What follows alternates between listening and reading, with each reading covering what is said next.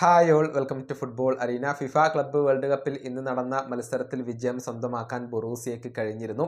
Mexican ക്ലബ്ബായ മോണ്ടെറിയെ 1-2 ഗോളുകൾക്കാണ് അവർ പരാജയപ്പെടുത്തിയിട്ടുള്ളത്. ഗിറാസിയുടെ ഇരട്ട ഗോളാണ് അവർക്ക് വിജയം സമ്മാനിച്ചിട്ടുള്ളത്.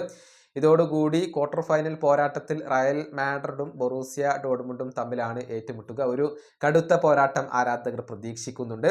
ഒരു ബെല്ലിംഗ്ഹാം ഡെർബി ആയിരുന്നു എല്ലാവരും പ്രതീക്ഷിച്ചിരുന്നത്. കാരണം ജൂഡ് ബെല്ലിംഗ്ഹാം റയലിൻ്റെ താരമാണ്. അതേസമയം ജൂഡ് ബെല്ലിംഗ്ഹാമിൻ്റെ അനിയനായ ജോബ് ബെല്ലിംഗ്ഹാം ഇപ്പോൾ ബൊറൂസിയയ്ക്ക് വേണ്ടിയാണ് കളിച്ചുകൊണ്ടിരിക്കുന്നത്. ഈ രണ്ട് സഹോദരങ്ങളും തമ്മിലുള്ള ഒരു ഡെർബി പോരാട്ടം, നേർക്കുനേർ വരുന്ന ഒരു പോരാട്ടം ആരാധകർ എല്ലാവരും പ്രതീക്ഷിച്ചിരുന്നു. പക്ഷെ അത് നടക്കില്ല എന്നുള്ളതാണ് വസ്തുത. അതായത് ഇന്നത്തെ മത്സരത്തിൽ ജോബിന് ഒരു യെല്ലോ കാർഡ് വഴങ്ങേണ്ടി വന്നിരുന്നു. അത് അദ്ദേഹത്തിന് തിരിച്ചടിയായി മാറി. അടുത്ത മത്സരത്തിൽ അദ്ദേഹത്തിന് സസ്പെൻഷൻ നേടിക്കൊടുക്കുകയും ചെയ്തു.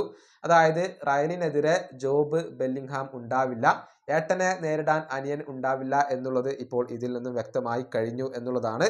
ഏതായാലും മികച്ച ഒരു ക്വാർട്ടർ ഫൈനൽ പോരാട്ടമാണ് ആരാധകരെ കാത്തിരിക്കുന്നത്. റയലിന് തന്നെയാണ് എല്ലാവരും സാധ്യതകൾ കൽപ്പിക്കുന്നത്. പക്ഷെ ഒരു കാരണവശാലും ബൊറൂസിയയെ എഴുതി തള്ളാൻ കഴിയില്ല. ഈ വീഡിയോ അവസാനിപ്പിക്കുന്നു. അടുത്തൊരു വീണ്ടും കാണാം.